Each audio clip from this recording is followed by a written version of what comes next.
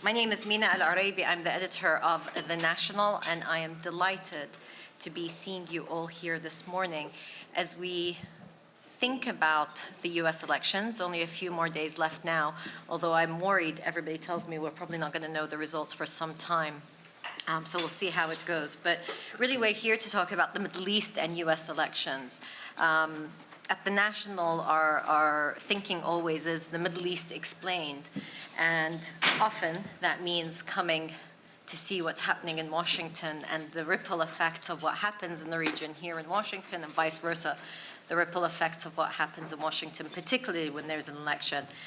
The variables are many at the moment in the war in the region and the many developments of the region. But one of those variables is really going to be this US election and what it means, whether we have a Harris presidency or a Trump presidency. We're also thinking about US voters and how they perceive some key issues. Now, the world always knows that it's quite interested in US elections, but you, of course, often all politics is local and people are thinking what affects them at home. While we're aware of that, we're also aware that for this election cycle, there's a particular interest in what happens in the region, particularly because of the devastation in Palestine, Lebanon, Israel, and beyond. And so there is, of course, an interest given America's important and instrumental role, particularly in its backing of Israel. So I'm delighted to have a stellar panel here who will talk us through all of this. And I will start by introducing, Doug Sullivan, who's immediately here to my right, president of the Arab Gulf States Institute in Washington. Immediately to my left is Joe Twyman, who is co-founder and director of Deltapoll. Deltapoll are partners of ours, where we've done polling with them also in the UK, and it's great to have Joe here from London. Right next to Joe is Tom Watkins, the National's bureau chief here in Washington, D.C. And last but not least at all is Brian Catullius, who is senior fellow of the U.S. foreign policy at the Middle East Institute. Thank you, Brian. Tom, Joe, and Doug for being here. So before we get started, Joe is actually going to talk us through the results of a poll that we're releasing here with you all and will soon be on the National's website that speaks to the elections, but also speaks to how U.S. voters are thinking, and supporters of the two candidates are thinking about key Middle East issues. So Joe, the floor is yours, and thank you again. Thank you. Thank you, Mina, and thank you to the National for inviting me. Deltapoll are a global public opinion consultancy. We are headquartered in London, but we operate all over the world. And this is an example of one of the surveys that we have conducted in the United States during this election cycle. Just a bit of technical information about the survey itself.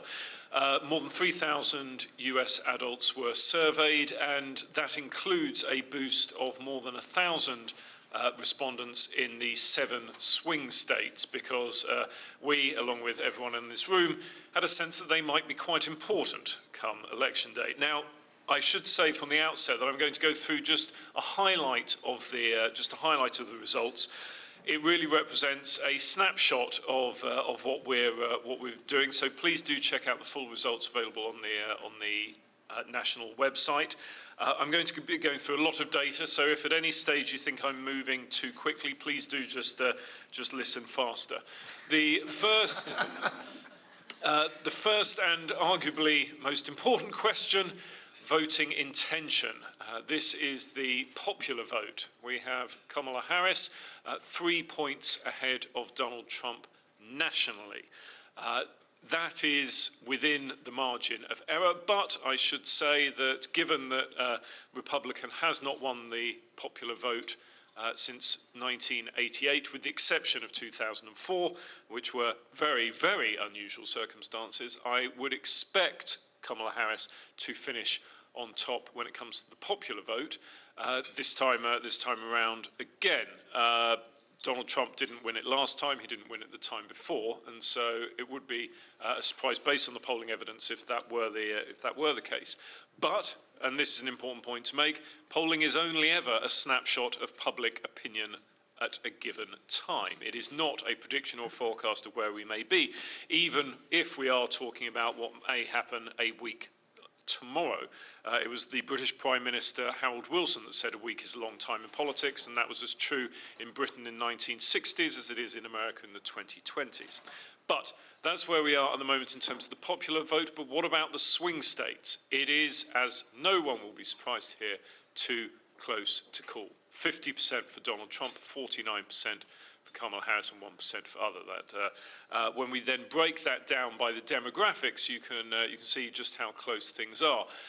But some other things to pick out when we break down these results by different demographics. Firstly, there is a large difference on gender, 52% for Donald Trump among men compared to only 44% for women. That gender gap, it looks like, is going to be the largest gap that we have seen in certainly in recent elections, and the reasons for that will probably be obvious, but will be explained in the data later on. But one point that I would pick up here is one of nuance. We hear a lot of simple narratives around polling data and what the electorate looks like. Young people are going for Harris, older people are going for Trump, etc., etc. But as you can see from this data, though that is true overall, it is much more nuanced than that. Yes, younger people, those in Gen Z, or Gen Z as it's correctly pronounced, those in Gen Z, yes, they do favour Kamala in the majority, but there is still a substantial minority who favour Trump, and that is also true among baby boomers in the opposite direction. A lot of what we're going to be looking at today reflects that nuance, the fact that, yes, the overall story may be one of one group favouring or another group not, but generally speaking, with the exception of partisan divisions, and we'll come on to that, generally speaking, the country is divided, and it is divided along partisan lines, but those are also reflected in gender and age divisions. We asked people what are the most important problems facing respondents and their families, and apologies for the font size on this, but I'm going to talk you through it. I think the best way to view these things is in terms of tiers of importance. At the top, we have prices and the cost of living ahead by some distance. The economy generally in second place. We then have what I would describe as the second tier issues of immigration and healthcare, and then the third tier of abortion and a woman's right to choose, housing and crime. Separately, this is just a selection of the issues that we provided as a list. We have the threat of war around the world on 8%, and then down at the bottom of the list we have the situation in Gaza on 3%, which is in the same sort of league as the rights of trans men and women and appointments to the Supreme Court. But when you break that down by partisan support, Trump supporters and Harris supporters, you can see how those priorities vary massively. At the top, those top tier concerns, remember this is most important problems facing respondents and their families. Most important for Trump supporters, prices, the cost of living, the economy and immigration. For Harris supporters, yes, the prices and the cost of living by some distance is the most important, but look at this two-tier, look at this second tier. We have the economy, we have healthcare, and we have abortion and a woman's right to choose, essentially statistically equal the second most important issue after prices. And then immigration for Harris supporters much further down. Yes, Harris supporters are more likely to say the situation in Gaza is important to them, but it's the difference between 2 and 4%. It's not that overwhelmingly these people prioritise it in their top three. But what about most important issues facing the United States? So flick around on the previous question. Again, tiers of priorities. Prices, the economy, immigration in the top tier, abortion, crime in the second tier, and then healthcare, threats to democracy and housing in the third. Interestingly, when you switch from respondents and their families to issues facing the United States, the importance of Gaza and Ukraine is pretty similar, but it's still well down the list. When you break these down by partisan support, again, top tier by some distance, immigration for Trump supporters, ahead of prices, ahead of the economy, and ahead by some distance. And for Harris supporters, at the top, prices and abortion and a women's right to choose. For me, that provides at least partial explanation for why there is that gender gap that we saw previously. But having said all this, when we asked respondents about about whether foreign affairs were important in determining their vote, so switching from the relative measure to the absolute measure, we found that though only 3 to 4% of people would put it in their top 3, in relative terms, in absolute terms, more than 8 in 10 people said that it was important. So yes, it may not be a top priority, but it's important and it goes into the mix. And so that's why we looked at, for instance, President Biden's performance on foreign policy, which was not seen as particularly strong. Whether he was doing the right thing or the wrong thing, as you can see, among all the different groups, the wrong thing overtakes right thing, with the exception of Harris supporters. But even among Harris supporters, a quarter of those say that Biden is doing the wrong thing. That's when it comes to Gaza. When it comes to Ukraine, the situation is improved, but not significantly. Foreign policy has not been a win area for Biden, whether that is true in Gaza or whether that is true in Ukraine and Russia. We also tested support for different approaches to Gaza, and we tested this among both US adults and those in the swing states.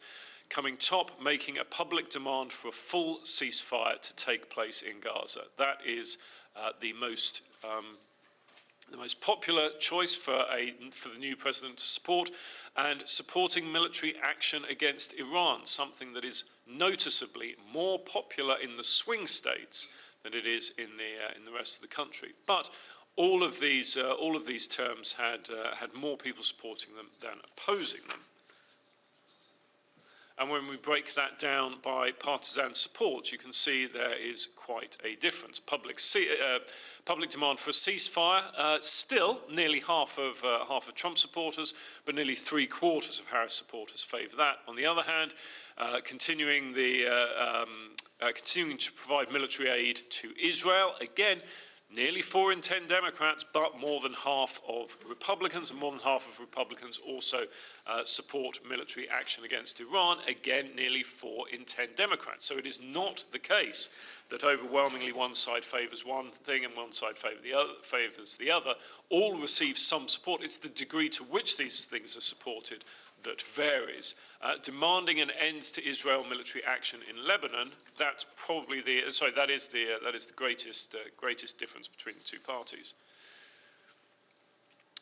Bringing a swift end to the fighting in the Middle East, who people thought could best achieve that was I thought an interesting question, because as you can see, the people are divided pretty much down the middle, as you would expect, because it is such a partisan response. But even though it is such a partisan response, whereas Donald Trump's supporters overwhelmingly believe that he would be the case, there is a small but non-insignificant proportion of Harris supporters who believe that Trump may be the person to bring a swift end to the fighting. Swift, I should emphasize, does not necessarily mean preferable, but certainly there is a sense that if you want to get things finished quickly, Trump may be slightly preferred in some cases. And then the question of support for Israel's actions in Gaza. This, for me, is the most interesting question, because support was divided down the middle. 39% support, 39% oppose. That, for me, is a strategically interesting question for the campaigns, because while, yes, Trump supporters are more supportive of Israel's action and Harris's supporters are less supportive, unlike many of the other questions we've looked at, there really aren't enormous partisan divides on this. And so if you are a Harris supporter, you are not necessarily firmly against Israel's action. And if you're the Harris campaign, dealing with that is difficult. And in the swing states, the situation is very, very similar. Yes, support is slightly higher compared to opposition, but it's still very mixed. And a very similar position when it comes to support for Israel's action in Lebanon. And again, just emphasis on the nuance again. There's strong opposition among younger respondents, but similar strong support among older respondents. But again, significant proportions in both cases who think the opposite. What's interesting for me about this figure is the number of people who say don't know. Large numbers across the board, more than a quarter of respondents not knowing whether they support Israel's action in Lebanon or not. That is the kind of thing for which you could, if you wanted to spin it positively, say there is an opportunity. I think at this stage in the campaign that simply introduces uncertainty. And then just finally to the two last questions, support for a two-state solution. This is something where, compared to opposition, the Green heavily outfavours the Red across all of the different groups and across the different partisan groups. So support for a two-state solution is something that is supported, but again, still large numbers of people who say they don't know, and whether they would necessarily break one way or the other is very, very unclear. But certainly there is widespread support. And then finally, the question of who is the greatest threat to world peace. If you give respondents the straight choice between Iran, Israel, and neither, and we see that across the board, it is Iran that is seen as the greatest threat to world peace among US respondents generally, among swing state respondents, and then among Harris and Trump supporters as well, either in a plurality or a majority. Only among Gen Z respondents does the proportion who say Israel outnumber the proportion who say Iran. But even in that case, actually, the most popular option was neither. And so what this demonstrates to me is a mixed picture, a nuanced picture, and a picture that demonstrates the country is deeply divided. Any winning candidate, I was going to say a week tomorrow, any winning candidate announced at any stage between now and January is going to have a difficult time, as I see it, uniting the country and finding a position on foreign affairs that is necessarily popular. Thank you. Thank you, Joe, for that very comprehensive rundown. We will have these results on the nationalnews.com, so you can actually take more time to get into them and see all the details. Uncertainty and division reflected in the polling results really are also reflected in how people look to the U.S. and think about it. Doug, I want to turn to you first. Seeing these results, what particularly surprised you or struck out? I was focused mostly on the differences in support for different approaches on Gaza, because I think that explains a lot of the problem that Kamala Harris has been having in trying to define a clear position on what she would do on Gaza, because she wants to make sure that she's balancing between the different parts of her party. I think it's easier, and the poll shows that a bit, for Trump to make a more firm stance. So I think that's the one thing that struck me. Numbers that support the impression that I have had that Kamala Harris is having trouble making a strong argument for fear of losing political support on one side or the other. Thank you. I'd also, I would have loved to have seen Russia and China added to the biggest threat to world peace poll. I'm pleased to say we're available for very reasonably priced. I have to tell you, doing these questions was very difficult. I mean, we had so many back and forths on what questions we asked, but also Israel's action in Lebanon and action in Gaza was a terminology that Joe and I deliberated on, and he won. So that's all I'll say. Okay, Brian, what really stuck out for you? Did anything surprise you? Well, first, it's a high-quality poll. It matches with what we see that's out there. I would have done more to display the differences between working class and college-educated that you have in the poll, because I looked at some of the results. Because the gender gap is big, but so is that class issue. And I would have done more on the independents and committed voters. The thing that actually confirms for me, and to say this with to an audience that is interested in the Middle East, coming from a guy who works at a place called the Middle East Institute, we work on the Middle East, surprisingly, I'm not surprised that it's such a low salience issue. It does contrast to 2004, 2006, when Iraq was the #1 issue for voters. And there's for a simple reason, is that we were in the middle of it. And Americans were seeing body bags come home at a high rate every month. And to me, that's a very important thing to keep in mind for audiences in the Middle East, because it seems almost bonkers, right? That something that is very much existential for people connected to the Middle East. We have people in this room who have family who actually have the threat of obliteration of their lives. It's almost incidental in our debate. And I have to leave a bit early because I'm moderating an event at 10 at the Middle East Institute on the Arab American vote, which there's another poll and things like that. So I think that's really a hard thing for people who are deeply concerned about the Middle East, that, yeah, you might be able to make an argument that in Michigan or certain swing states, it could tip the balance. But by and large, the red versus blue tribal dynamics that we see in our politics on almost every single issue, that's become part of the debates on the Middle East. And the last thing I'd say, this morning, as somebody who's interested in politics, the thing I'm really thinking about is Bad Bunny versus Hulk Hogan and that effect. And I know that sounds like a throwaway silly line, but if you watch the morning news this morning, that's where most people are focused, on the domestic, on, sadly, the cultural issues, and not the life and death existential things. And we'll talk about different plans if we have time to do that. But it doesn't matter as much as it did in that 2004, 2006 era, when it did really matter more in terms of who was going to become a presidential candidate and who was going to win the White House. And Brian, thank you for reminding us of that in the sense of that immediacy.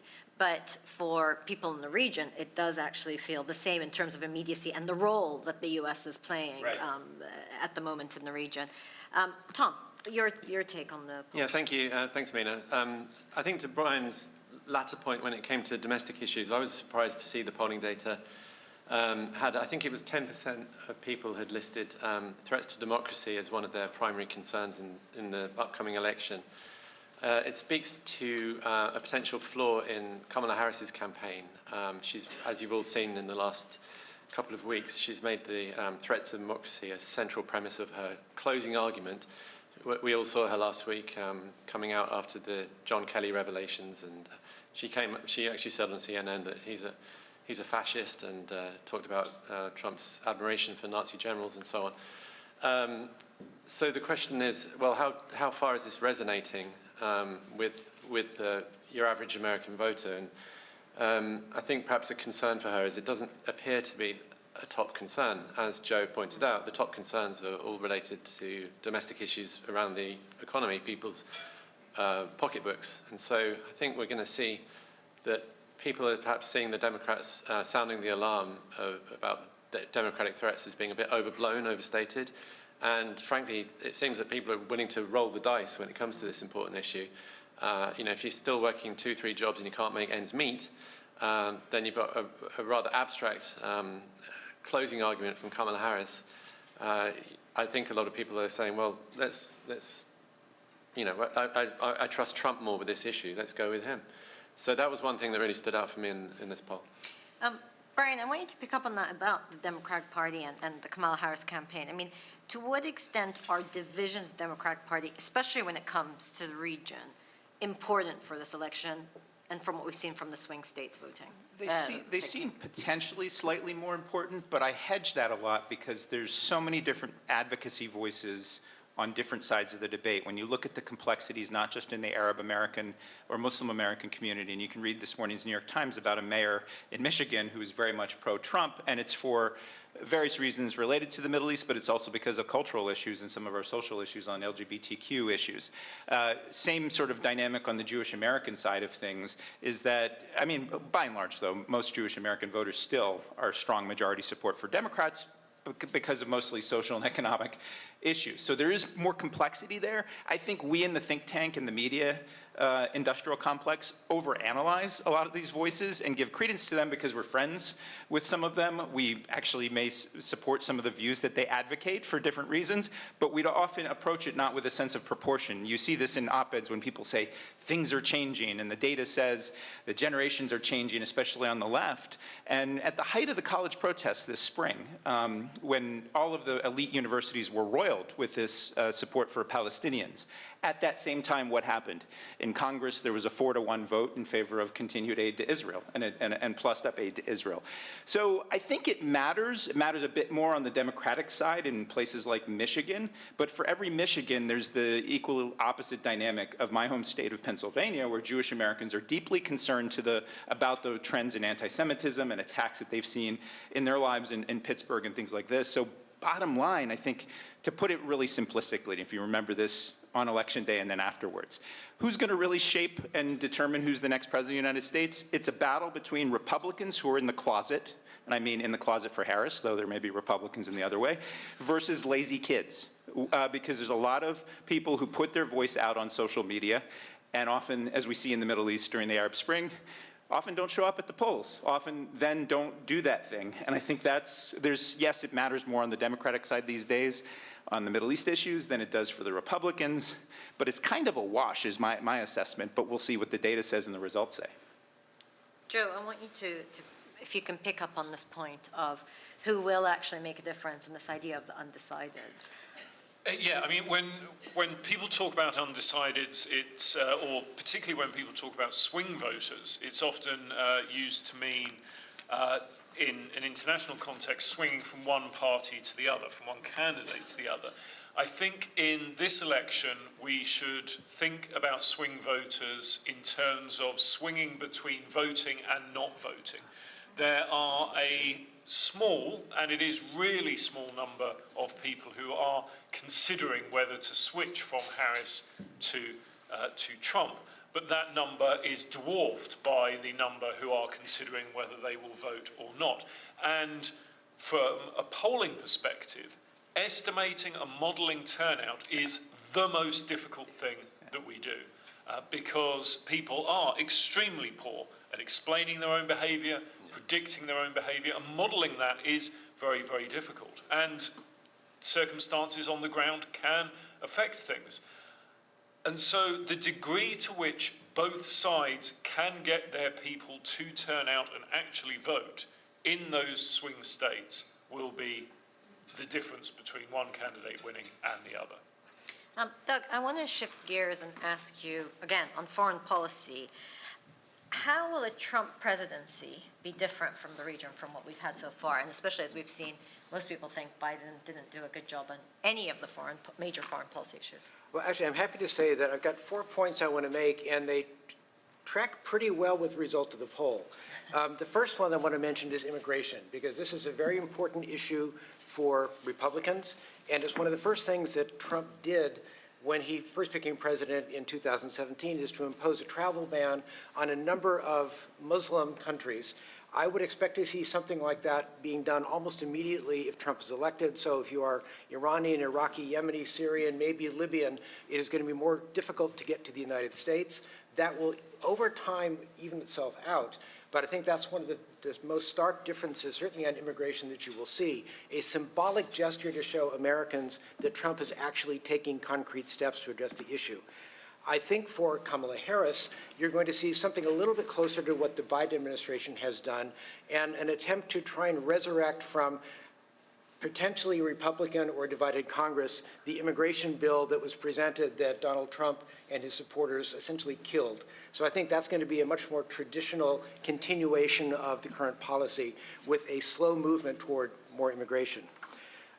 A second thing where I think you'll see a difference that will affect the Middle East is on energy policy, because you see also in the polling that Republicans say that inflation and the economy are most important.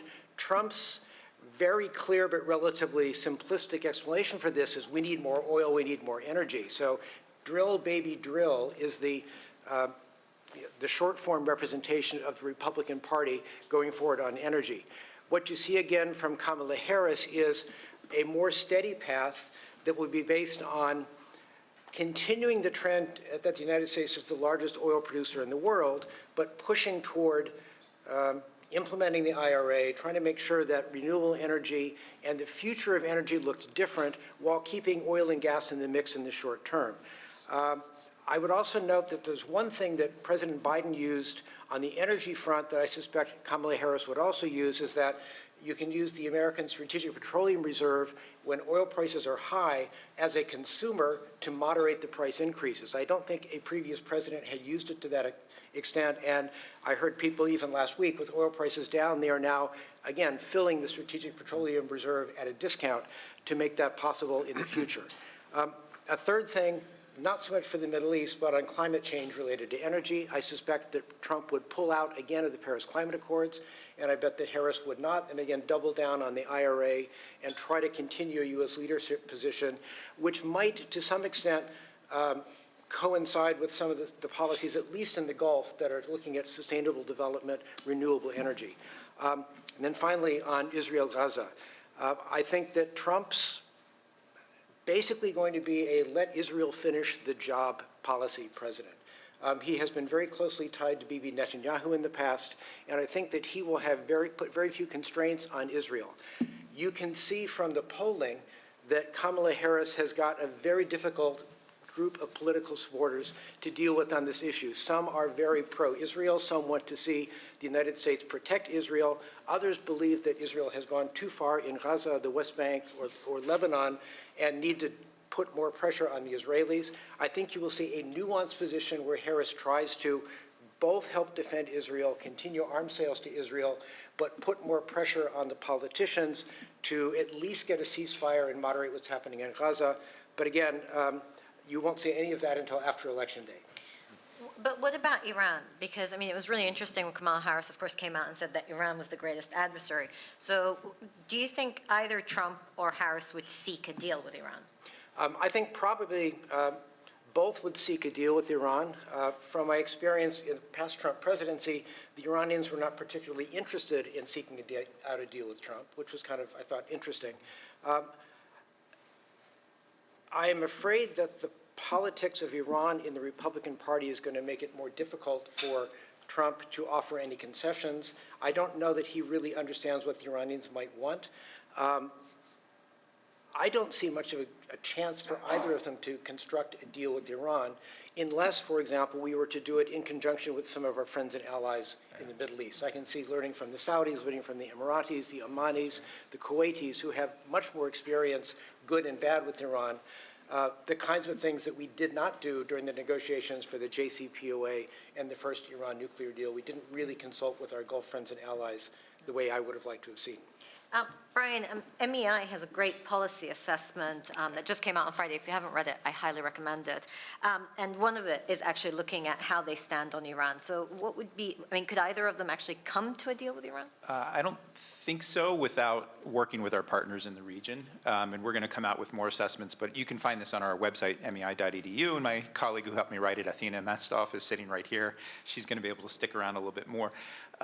Look, both candidates, Harris and Trump, we look at what they've said on the trail, what their record was in office. There are actually some overlap on things. Both have supported Israel's right to defend itself against Iranian attacks. Both have said Iran should never get a nuclear weapon. There's a huge difference in terms of style, rhetoric, and then actual likely policy approach. Harris, we've characterized as being more technocratic, managerial, trying to sort of move things by millimeters, maybe go back to some form of the JCPOA. But what I think is different and why she said that Iran is America's greatest adversary is that the world has woken up to the factor that Iran plays not just in the region, but also its support for Russia and Ukraine. And I think it'll be really difficult for any U.S. administration to go back to a P5+1 JCPOA type model that does not take into account the concerns of some of our closest partners in the region and how they're approaching Iran. I think Trump will be unpredictable if Harris is going to be a bit more technocratic and managerial. If you look at John Bolton as one of his former national security advisors. He essentially said recently, which seems correct, Trump actually has no analytic policy framework for how he thinks about things. I think there was at one moment at UNGA in his presidency, he was so close to actually meeting with the leaders of Iran. And just as he went to meet with the North Korean leader, I think it's equally as likely that he would meet with the leaders of Iran and try to construct something. This is a man who was running for president who said, I'm going to bring Iran into the Abraham Accords. So that's what you're dealing with, but you will have good, capable, qualified people on his team, as we saw in the first term, that try to move things in a discernible direction. The thing that I would say, and this is my last word, is that the missing link for any successful U.S. policy on Iran will be, are we doing this in sync with our partners in the Middle East, especially with Iran's closest neighbors, Iraq, the Gulf states, Jordan, Egypt, and then are we actually then trying to work in those places that are swing states in and of themselves, the swing state between Iran's influence and the U.S. orbit, if you will, Lebanon, Syria, Iraq, Yemen. Do we have a discernible approach there? And that's not something that will get constructed in even one administration's term. Thank you, Brian. I know you have to run, so I'm sorry you can't pose questions directly to Brian, but I'm sure you can find him in D.C. And many, many events in the lead up to elections and after. So it is time for question and answer, which is perfect because we can steal Brian's mic. So if you would like to ask us, and we have another mic also. So we'll put one mic on this side, another there. If you'd like to ask a question, please just, if you could raise your hand, indicate to me, and we will come to you. Okay, so while you're thinking, Tom, Amal, please. Thank you. Thank you very much. And if you could kindly introduce yourselves. My name is Amal Modelleli. I'm the former Lebanese ambassador at the UN.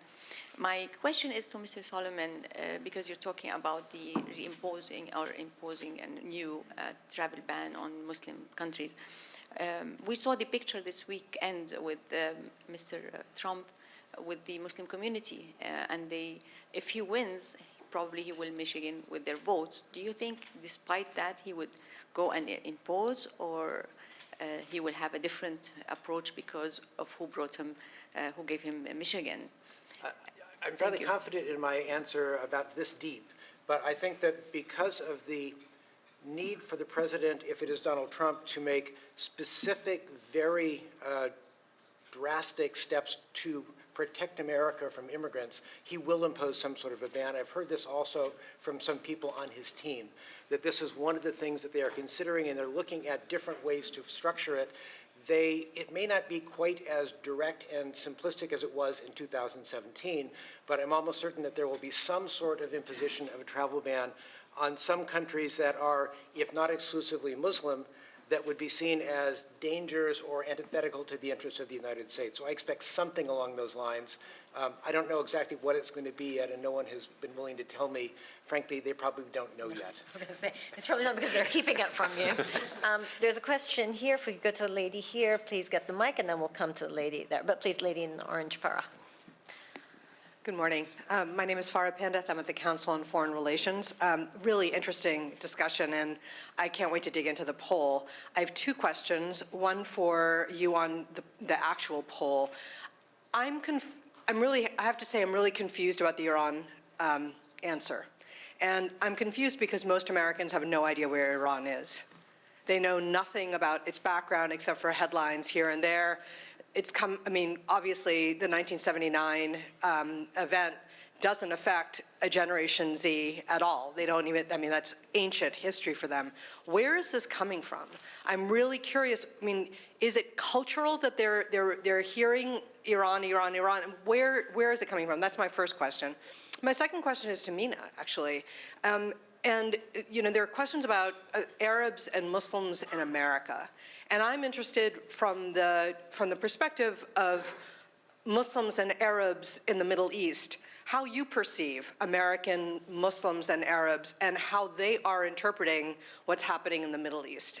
So those are my two questions. Thank you. Thanks. Thank you, Farah. What I would say is it's impossible to know from the data that we have because we didn't dive into that in great detail. But what I know from the other work that we've done is that yes, most people won't be able to point to Iran on a map. Most people won't be able to say, for instance, that Iran is not an Arabic country, for instance. They know very little about Iran. But what's the one thing they know about Iran? It's probably that they don't like it, that it's a threat to America, that it's part of the axis of evil.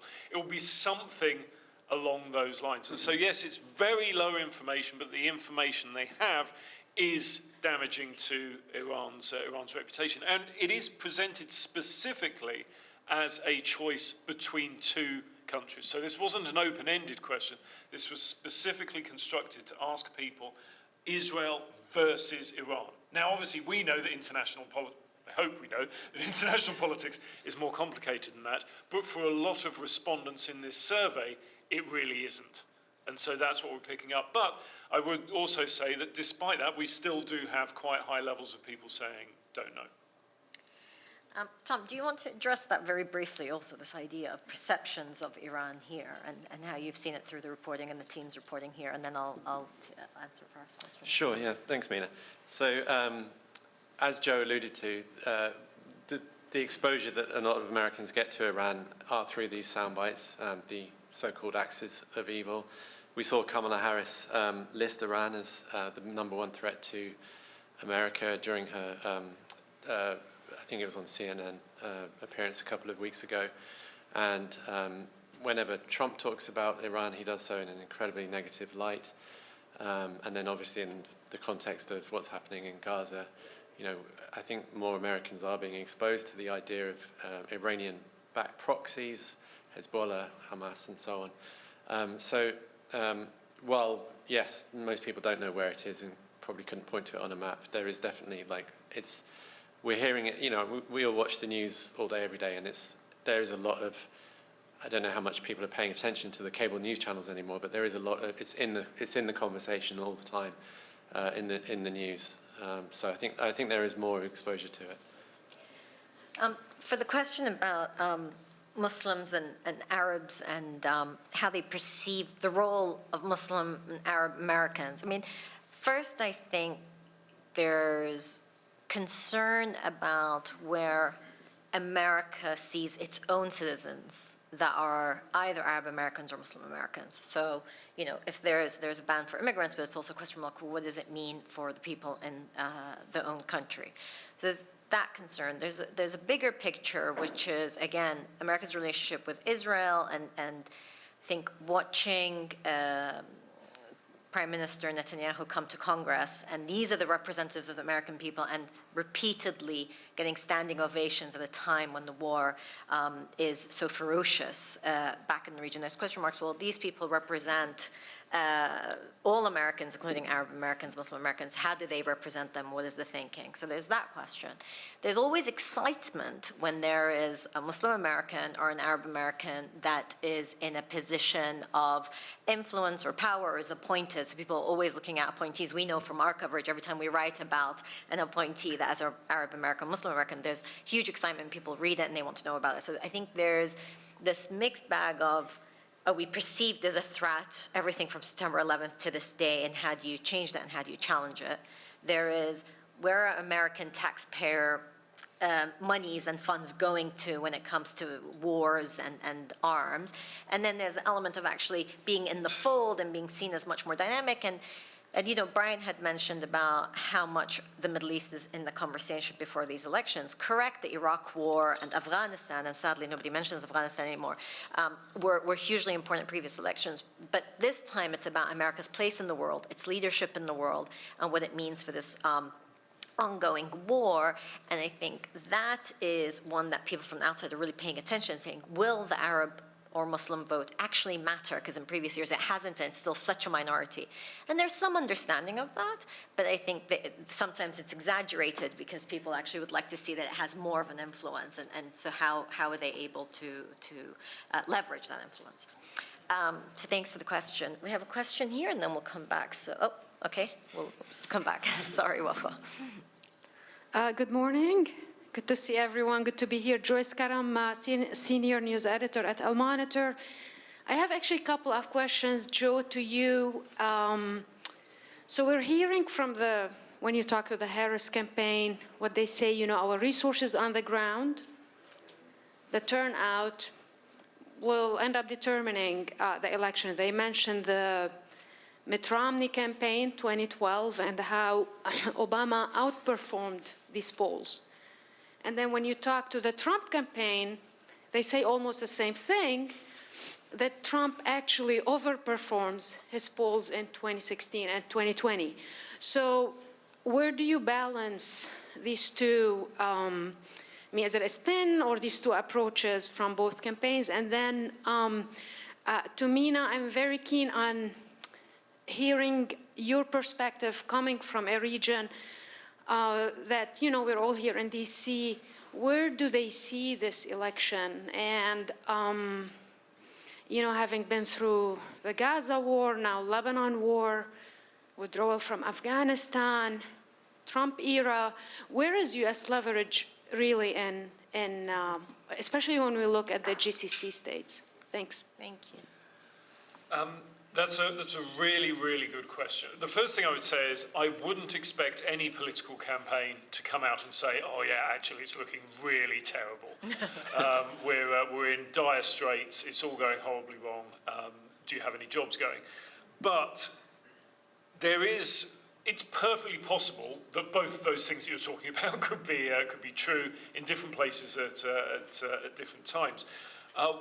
When it comes to the polling, it is the case that in 2016 and particularly 2020, Donald Trump outperformed his polling. The polling in 2020 constituted one of the biggest polling misses that this country has seen in 3 decades. So not a good day at the office for American pollsters by any means. But that suggests that polling is static and doesn't adjust.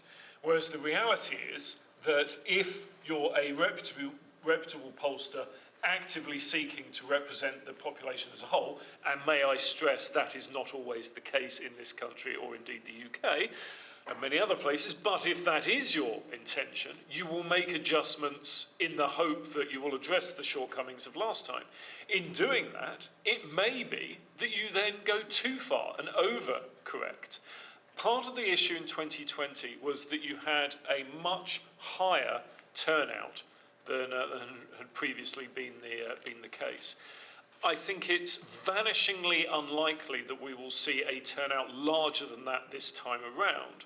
And so that means that what you're modelling essentially is the number of those people that turned out last time who are not turning out this time, rather than the other way.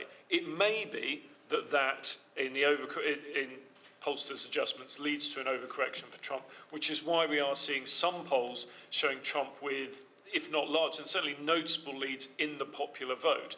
As I say, something the Republicans have only won once since 1988.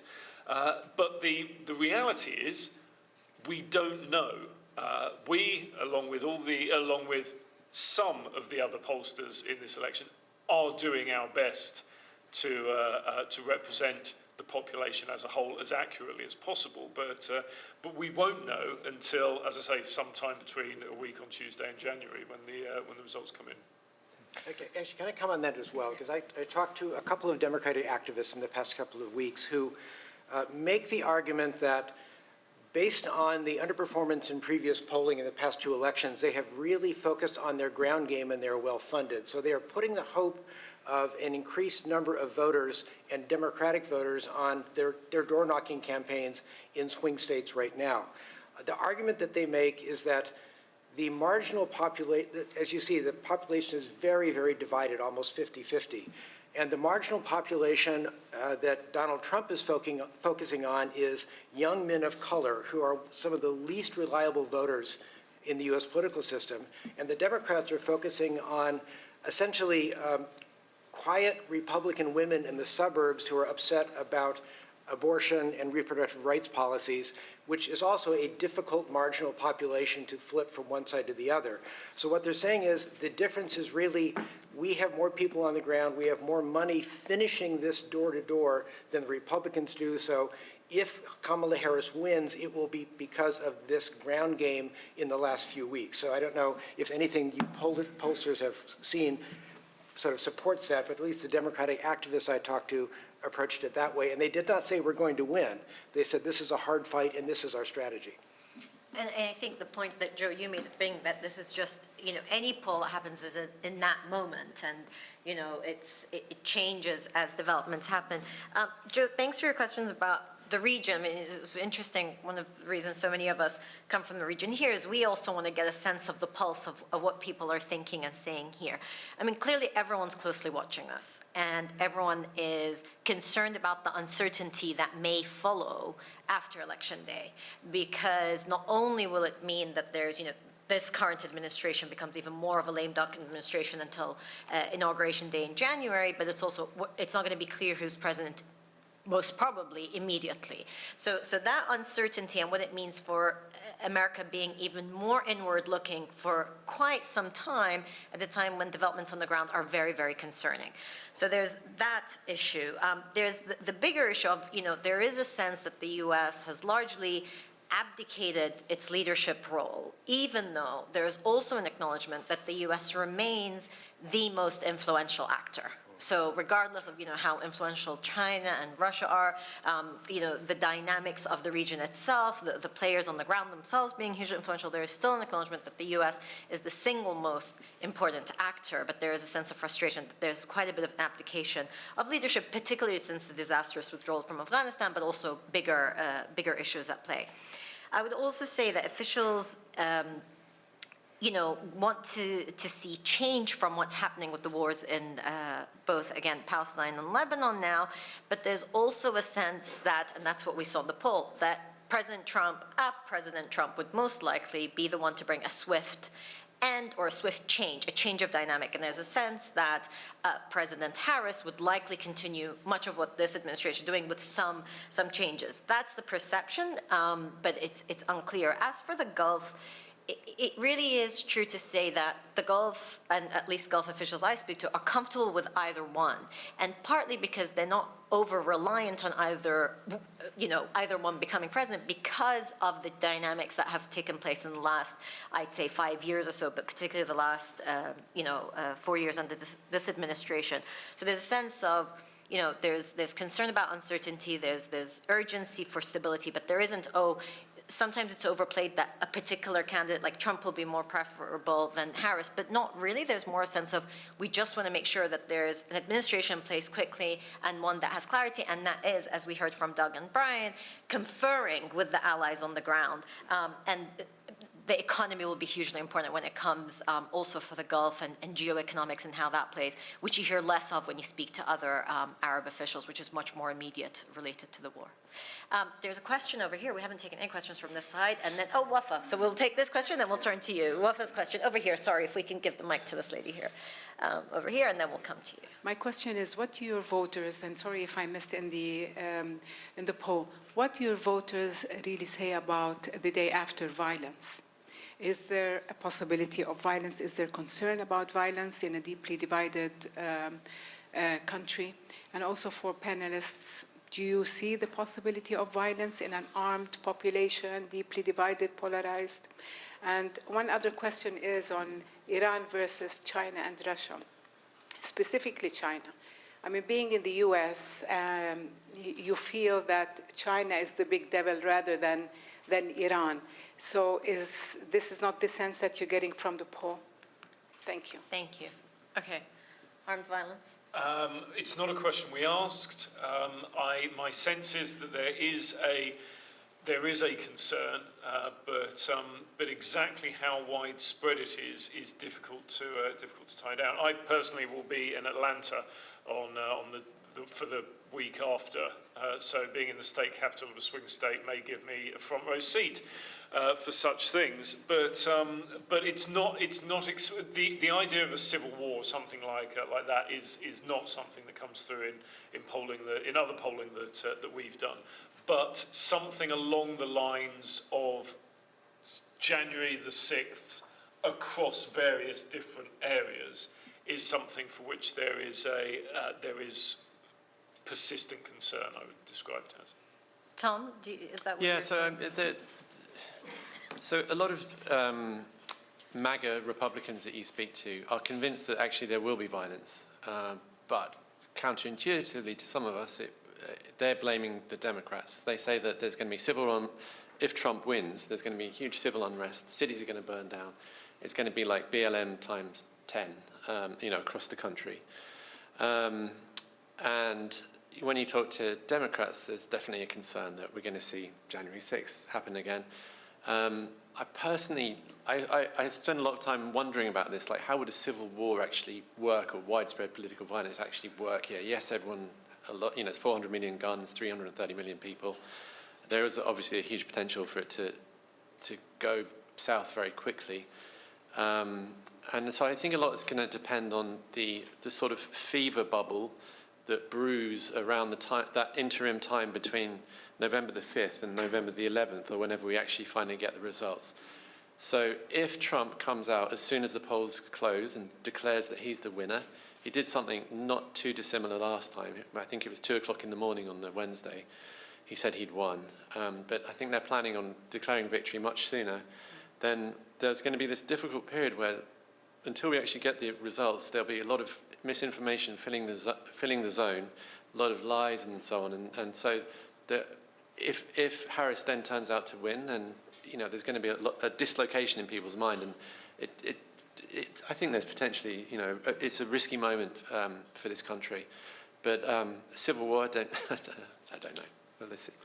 Doug, I want you to answer the China-Iran, unless you have insights into potential violence. Only as a citizen, I think I'd much rather answer the China-Iran question. I think that fundamentally Americans see China and Iran as challenges to the United States, but in fundamentally different ways. And if you look at what candidate Trump has said about the two countries, in many ways what he has said about China indicates that China is the bigger threat. He's going to impose 60% tariffs on Chinese manufacturing goods so that our coffers will be filled. He'll be able to eliminate income taxes. I think that there is a different type of challenge between China and Iran, and I think that it'll require a different kind of political response. You'll see a more subtle political response from Kamala Harris if she wins. I think you will see more black and white actions if Trump is elected, but then again, over the course of time, those black and white actions will probably be smoothed out and become a bit more gray, as they did in his first administration. So it depends who you are. If you are a small manufacturing company in the United States and Chinese products are undercutting your ability to hire people and sell your product, China is the biggest threat. If you are somebody who has sent their children to a kibbutz in Israel and you think that it's really important that Israel remain a strong independent country, and it is Hamas and Hezbollah and Iranian proxies who are threatening what you see as your family's interest, Iran is probably going to be seen as the greater threat. The honest answer is there are a lot of threats to the United States, which are really more competition and challenges, and they'll have to be dealt with individually and not collectively. Thank you, Doug. With your permission, we are supposed to close at 10, but if I'm going to take just 5 more minutes because we have 2 more questions and then we'll close. So I apologize that we'll run a little over, but please go ahead. Thank you. Hi, May Al-Sanani, I'm the Executive Director of the Tahrir Institute for Middle East Policy.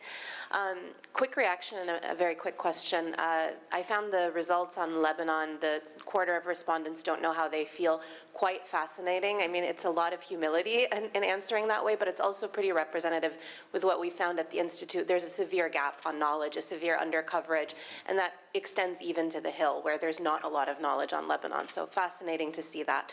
My question is on third-party candidates.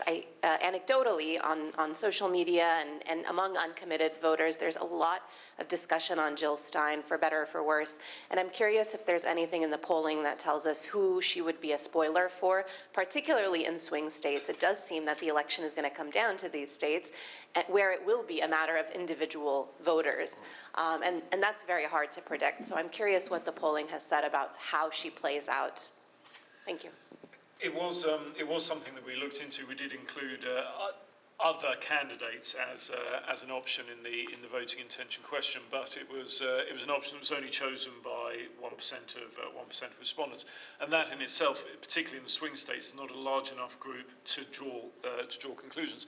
But other surveys that we've done suggests that firstly, it's more younger people, it's more politically active people who are also more likely to vote, and it's more left-leaning people who are seduced to various degrees by these third-party candidates, but in nothing like significant numbers, with the exception, of course, of key swing states where it could come down to a few thousand votes. But estimating that is estimating such narrow margins in a quantitative survey is very, very difficult to do. Okay, thank you. There's a question at the end there, please. Amal, you wanted to come back on this point very briefly. Okay, so once we finish, we'll come back to you, but very briefly. Javed Ahmed, I'm with the Atlantic Council. Just very briefly, one issue that I didn't see feature prominently in your polling was the issue of terrorism. And the U.S. intelligence community, the FBI included, they have raised the alarm domestically, both as a threat but as a general matter of concern among ordinary Americans. Did it come at all in your polling when you conducted that polling, the issue of terrorism to ordinary Americans? It featured also pretty prominently in both the Harris-Trump presidential debate, but also in the Biden-Trump presidential debate. So I'll be curious to hear your thoughts about that. Thank you. I mean, yeah, generally it's around the sort of 10% figure, so similar to threats to democracy and other areas like that. But that's again a relative measure, and so compared to people's concerns about the economy and other things, it's not as important. But in absolute terms, people do still have concerns about domestic terrorism and international terrorism as well. This is something that is ever present. But it's not. One of the things that we've seen is that it doesn't change that much over time. It's a relatively static thing, and so whereas announcements and threat levels and things like that can have an effect, without specific events, it's unlikely to change that much. Yeah, a quick question, because you said, Minab, in the beginning that you argued over what you use, and this is very important in polling. Do you think if you had used invasion of Lebanon, war in Lebanon, it would have made a difference? Because the question is as important as the answer. Thank you. You're absolutely right. It would have made a difference, but my argument was not in a good way. Yeah. And because invasion is a leading, regardless of the rights or wrongs or the accuracy of it, it is a leading term. Whereas action is a neutral term, and at all stages you wish to be as neutral as possible in the construction of the questions. And so yes, it may well have had an impact, but that impact would have been, in my view, to inflate the figure. And I concurred in the end that we want to not lead people, and that was really one of the key thoughts that we had when we were doing this poll, is just to really try to understand, in order to understand for our reporting, but also to present to you and our audience some thinking. With that, we come to a close of this discussion, and really there are so many questions to contend with and issues to follow, but this idea that for a very long time, there was a sense that U.S. elections, even if you disagreed with, the outcomes, there would be some certainty. Of course, the big change was Bush and Al Gore, and there was that. But in the end, Al Gore just, very swiftly, when things settled, accepted the results, and we wonder if that will be similar this way or not. So there's a lot of questions, I think, globally about what this means for the American system of government and where it takes us, but also this idea of division and uncertainty at a time when the world itself is divided and uncertain. Let's hope that we get some more clarity and certainty going forward. And finally, I think just, when we think about the Middle East at this time, there is increasing concern not only about U.S. leadership, but really the international system as we know it, the importance of the United Nations, of things and norms and precedents that perhaps we took for granted that have been undercut, not only in the past 13 months, but frankly longer. And sometimes the U.S. has been a key part of that undercutting of norms and acceptable international law that, the next administration really, it's one for the next administration to hopefully consider and try to bolster. I want to thank my incredible panel, and I want to thank you all for being here. And please do go to thenationalnews.com and you'll get more rundown of the poll's results. Thank you again.